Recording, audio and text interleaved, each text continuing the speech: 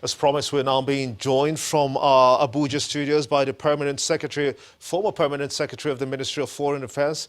That will be Ambassador Joe Keshi. He joins us now. I want to thank you so much indeed for joining us on this very important day to discuss these upheavals that we've seen both in South Africa and in Nigeria. We all know this. Nigeria and South Africa, their relationship has come a long way. Are you surprised at the turn of events where Nigerians are being attacked repeatedly? It's not the first time it has happened in South Africa. Actually, I'm not surprised, but first, thanks for having me on your program this evening. I'm not surprised because this is not the first time this is happening, nor is it the second time this is happening. But we must also recognize the fact that there are so many reasons why this is happening, and our response needs to be rational and not emotional. But let me say very quickly that you could actually attribute this to the fact that many South Africans are yet to enjoy the full benefit of the end of apartheid.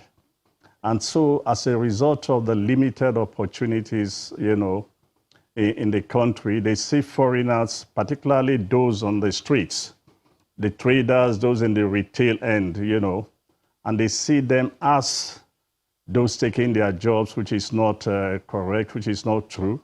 You also have to remember what Frantz Fanon once said in his book, The Wretched of the Earth, that where the oppressed cannot get at the oppressor, they go after the community of the oppressed. And that's exactly what we are witnessing in South Africa, because this is happening repeatedly against foreigners, against Africans in South Africa.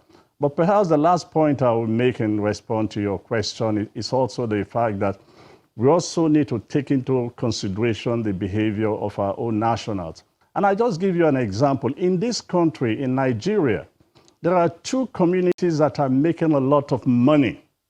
They're actually making money because they play in all the sectors of the Nigerian economy.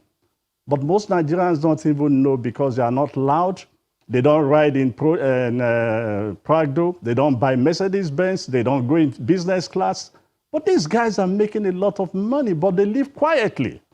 So if we also can begin to adopt that kind of attitude. My apologies. That doesn't necessarily paint everyone with one brush. But let me ask you this question as well. Do you believe that these attacks, though denied by the South African authorities, do you believe that they are xenophobic in nature? Well, to some extent, yes. But again, I was just explaining to you that you've got to understand why this is happening. There are a number of factors, and you've got to take that into consideration, which is why I said, just like the students you reported, have called for caution, we need to exercise some restraint as well in responding to this, because it's not only happening to Nigerians, it's actually happening to a lot of Africans living in South Africa and working in some areas in South Africa. You need to understand that there are a lot of foreigners, Africans working in corporate South Africa that are not being attacked. There are Nigerians and non-Nigerians, Africans again in the university system that are not being attacked. So when you begin to take that into consideration, you begin to have a picture of what's happening and why it's happening in South Africa. I must thank you so much indeed, the former Permanent Secretary to the Ministry of Foreign Affairs, Ambassador Joe Keshi. Many thanks indeed for talking to us on the News at 10.